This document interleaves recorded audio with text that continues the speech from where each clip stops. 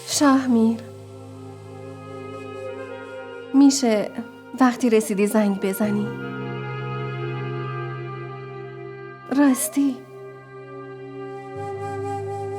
هدیه منو ندادی. من که گفتم یادم رفته.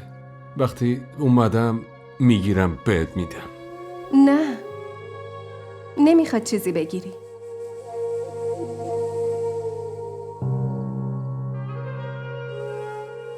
همینو بنداز گردنم.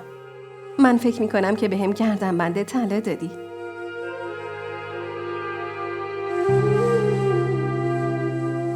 داری شرمندم میکنی؟ مگه میتونم شرمندت کنم؟